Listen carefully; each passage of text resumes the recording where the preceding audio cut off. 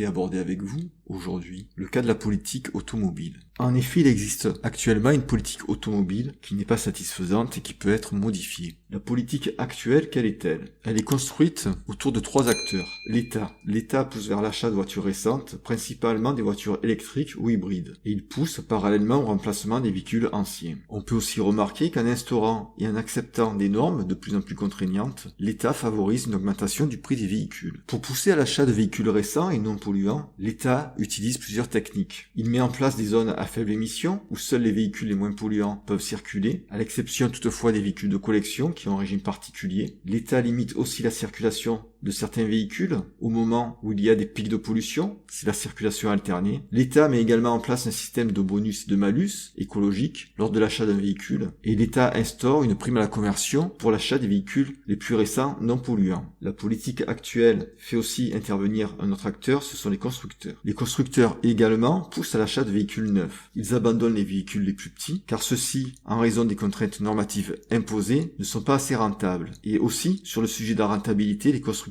préfèrent vendre moins de véhicules, mais des véhicules avec un prix plus important, car la marge pour chaque véhicule est alors plus élevée. On peut aussi remarquer que les constructeurs poussent vers l'achat des SUV. En effet, ceux-ci entraînent plus de marge, et les constructeurs répondent également en cela à la demande de certains consommateurs, qui sont friands des SUV. Ils vont donc vendre des véhicules gros et lourds. Un autre acteur de la politique actuelle, ce sont les consommateurs. En effet, une partie de ceux-ci souhaitent des véhicules récents, principalement électriques et ou ayant l'apparence d'un SUV. Une autre partie des consommateurs par contre, n'a pas accès à ce marché. Il doit au mieux se limiter au marché de l'occasion. Ce qui est d'autant plus injuste qu'avec le système actuel, ce sont en réalité les pauvres qui financent en partie les véhicules des riches. Par exemple avec la prime à la conversion dont peuvent bénéficier les acheteurs de véhicules récents non polluants. Cette politique n'a pas de sens. Contrairement aux idées reçues, elle est polluante. Elle est en outre discriminatoire puisqu'elle prive une partie de la population de l'accès au marché des véhicules récents et non polluants. Ils se trouvent contraints de garder leurs véhicules, mais ils sont exposés à toute une série de contraintes, par exemple une interdiction de circuler. Or, une autre politique est possible. Pour cela, il faut revenir sur la politique actuelle. Il faut par exemple supprimer les zones à faible émission et adopter d'autres mesures. Par exemple, comme autre mesure, il faudrait interdire les véhicules les plus lourds et en particulier les SUV, car le poids est un facteur de pollution, car les véhicules les plus lourds peuvent aussi être les plus gros, ce qui est aussi un facteur de pollution, non seulement lorsque le véhicule roule, mais aussi lorsqu'il est construit, puisqu'il faut plus de matériaux. Parallèlement, il est possible de favoriser l'achat de véhicules de taille restreinte, ce qui va limiter la pollution et ce qui va aussi limiter l'occupation de l'espace au sol. On peut aussi interdire les véhicules hybrides. En effet, ceux-ci disposent de 2 moteurs, ils sont plus lourds que les véhicules qui ont un moteur, ils sont donc plus polluants. Et aussi car la présence de ces 2 moteurs augmente les risques de panne puisque chaque moteur peut tomber en panne. L'hybride, c'est donc le pire des 2 mondes. Il est aussi possible de limiter technologiquement la puissance et la vitesse des véhicules. En effet, en France, la vitesse maximale est limitée à 130 km/h. Il est donc anormal d'avoir des véhicules qui roulent beaucoup plus vite. Il est aussi possible de favoriser la longévité des véhicules par la réparation. En effet, le remplacement entraîne 2 phases de pollution. Une première phase de pollution concerne la destruction de l'ancien véhicule et une seconde phase de pollution concerne la construction du nouveau véhicule.